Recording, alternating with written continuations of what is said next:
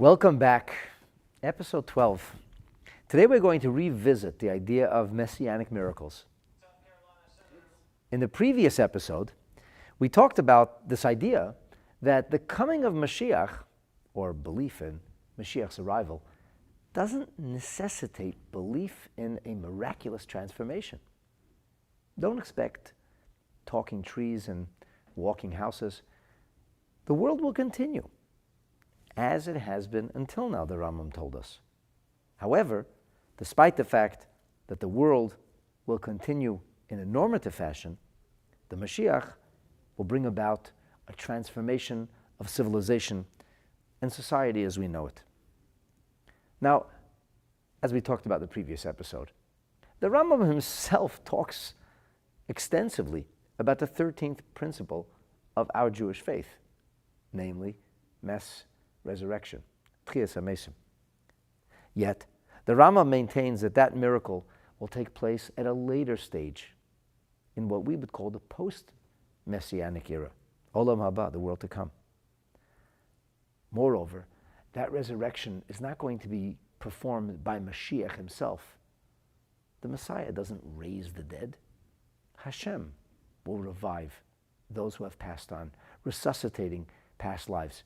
But Mashiach's identity is not going to be determined by miracles and wonders because that's not what Mashiach's about. Instead, Mashiach will be noted for his ability to unite and lead the Jewish people towards spiritual fulfillment and perfection and observance. Mashiach will bring about a situation where the entire world simply changes in their attitude towards Torah, towards mitzvot, and towards Am Yisrael. He'll bring about liberty and emancipation of the Jewish people from subjugation by foreign cultures, ideologies, and dominion. And Mashiach, the Rambam says, should not be expected to perform miracles to prove his bona fides. The Ravid sharply disagrees. In our previous episode, we talked about the Ravid's compelling proof against the Rambam. The Gemara, after all, in Masechet Sanhedrin, talks about the very Bar Kochva that the Rambam discusses in the same halacha.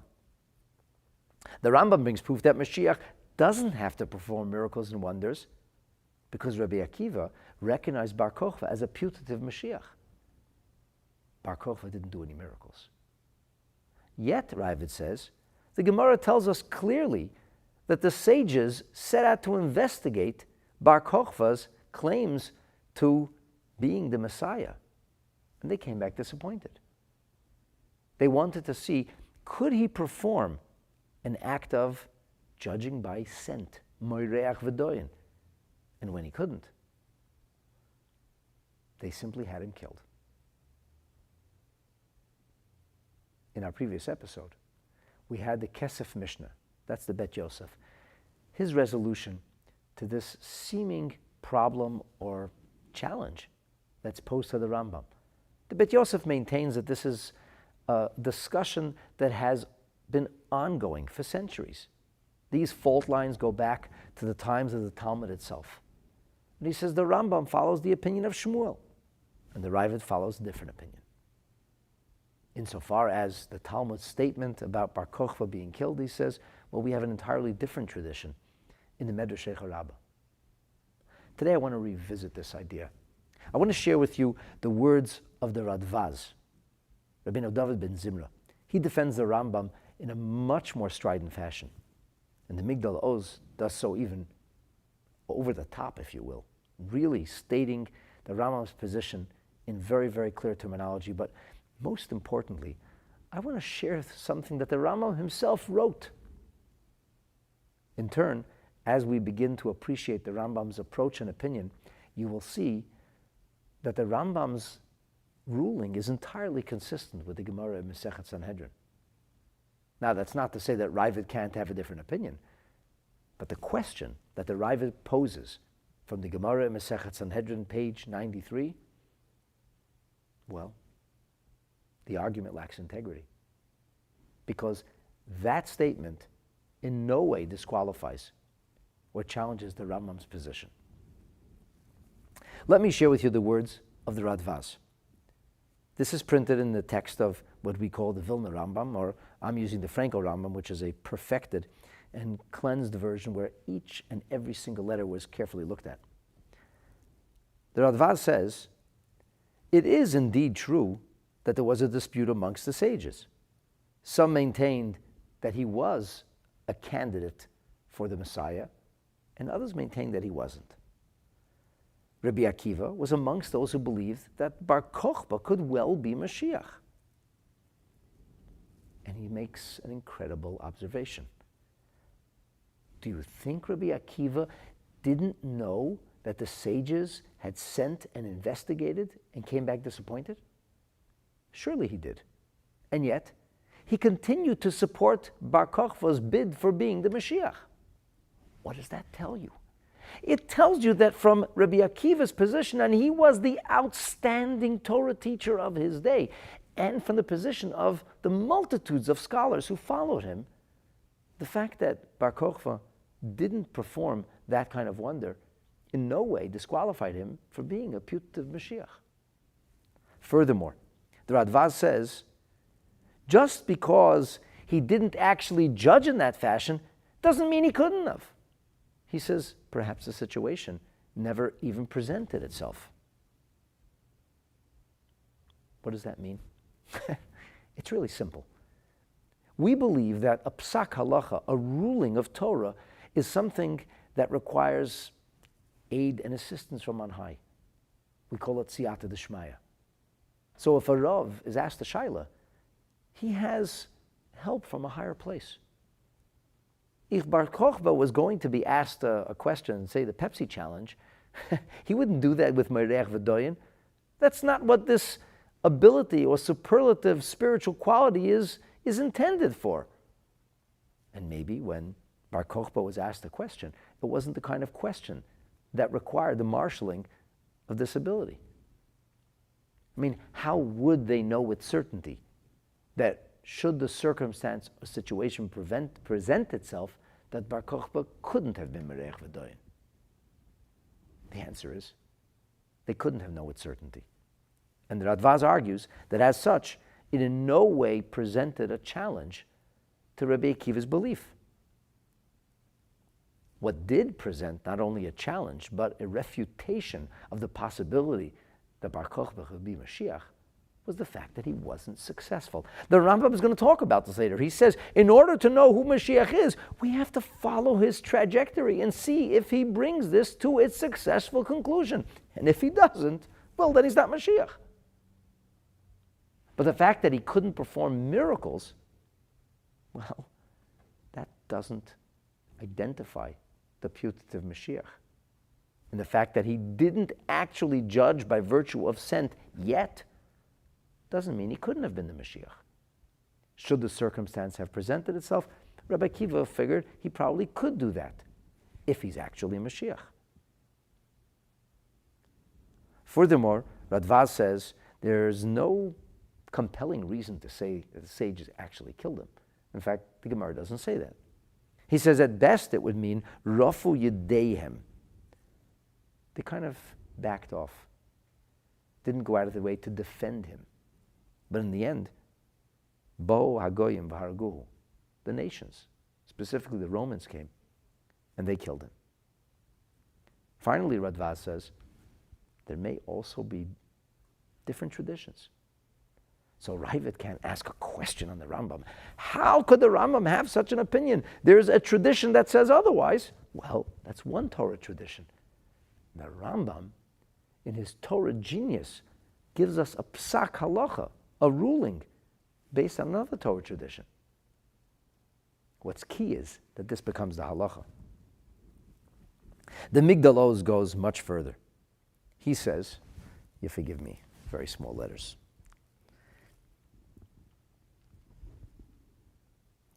He says, they killed him. Really? For what? He says, Lama Yamus. Why would they have killed him? Ma'asa. What did Bar Kokhba do to deserve a capital punishment from the court?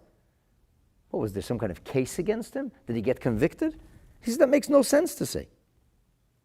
The intention of all of the sages was levarer, was just to clarify.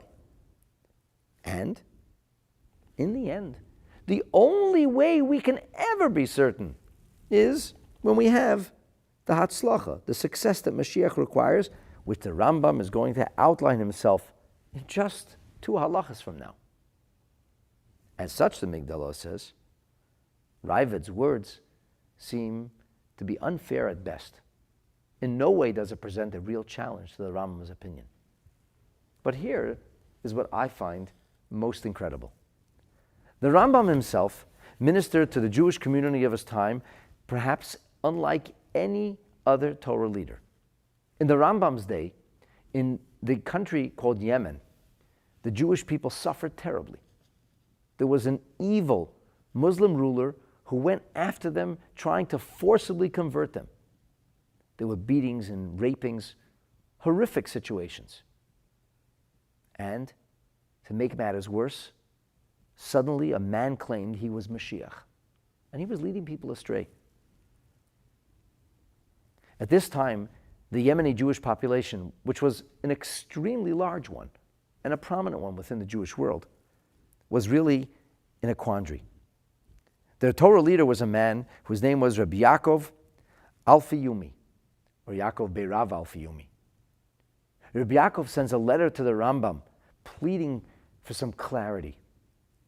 The Rambam authored a letter which is known until this very day as Igeret Teiman, the letter to Yemen. It's also known as Petach Tikva. The Rambam's letter was written in the Hebrew Arabic, but was translated later into Hebrew, and we have it today. In the 4th chapter, the Rambam says, and with regard to the man who says he's Mashiach as he travels through the cities of Teman, the Rambam says, I want you to know, Shalo smahati mimenu, I have no shock or surprise from him, or even from the people who believe in him. He says, Lefi, the Rambam says that based on what I know, who mishuga b'li safek, this is a madman. He says, I don't believe on the people who are desperate, mikoitza ruach, in desperation, reaching for straws. Avalani tomim imcha, you Rabbi Yaakov, atam b'bnei Torah, you're a scholarly, knowledgeable individual. You have read and studied the words of our sages.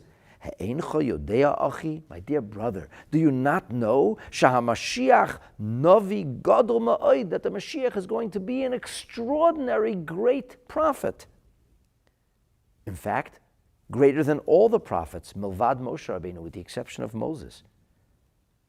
Do you not know that somebody who says that he is Mashiach or that he is a prophet and then finds the prophecy contradicted would in theory be obligated to pay with his life?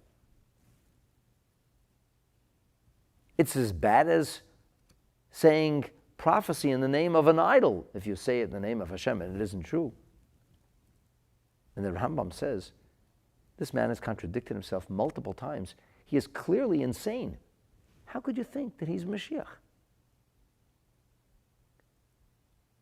The Rambam goes on to describe in superlative terms the incredible qualities of Mashiach. He says he will be Yoser Me'ulam M'maylos Hanavim. He will be at a higher level, a greater stature than all the prophets. He'll be more honored, with the exception of Moshe Rabbeinu. He will have a unique relationship with God that even Moses didn't have. Shenemar, as it says about Mashiach, and here the Rambam quotes those verses from Isaiah. He will be able to judge by scent, not simply by the glance or what meets the eye. As it is written in the 11th chapter of the prophecies of Isaiah, V'nocha alav ruach Hashem, the Spirit of God will rest upon him. The Rambam goes on to quote the other prophecies about the coming of Mashiach. Some of those prophecies speak about Mashiach who will be a Pella Yoyetz Kael Gibor Avi Ad Sar Sholem, an unbelievable wonder, godlike in nature, a powerful father figure, Prince of Peace. Rambam says, tell me, you believe this maniac is able to measure up? The balance of the letter isn't really the focus of today's class. My point is this. How could the Ravid launch this argument against the Rambam, saying that the Rambam is ignoring Mashiach's true persona, namely that he can smell and judge? The Rambam isn't ignoring anything. The Rambam himself writes precisely that in Igeretz Teman. What the Rambam is saying is that that's not the essence of Mashiach, meaning the miraculous world is not what Mashiach's about. Going back to the words that the Rambam himself used, we speak here about the mandate that you and I have to believe in Mashiach and to await his coming. The Rambam says, if you think Mashiach has to do miracles and wonders, if that's what you're waiting for, you're waiting for the wrong Mashiach. That's not what this is about. He doesn't have to be Mechadish Devarim Ba'olam. He doesn't have to bring novelty into this world. He doesn't have to raise the dead. Will Mashiach do those things? Perhaps. Are we obligated to yearn for that? Absolutely not. Those are not the credentials of Mashiach. And so, in closing, the difference of opinion between the Rambam and the Ravid can be summed up by just saying that the Ravid's viewpoint is that the era of Mashiach is a miraculous era, and therefore Mashiach is a miracle worker. The Rambam's opinion is that the era of Mashiach is one in which our world quickly evolves into a place of peace, plenty, and universal God consciousness. The nature of the Messianic era will therefore be reflected in the persona of Mashiach himself. Not miracles, not wonders, but inspired leadership, bringing the world together in the pursuit of common goodness and the knowledge of Hashem. More about this in our coming episode. I hope this clarified things for you. As the Rambam speaks in Halachik terms, this is the Mashiach we await. Thank you for joining. Have a wonderful evening.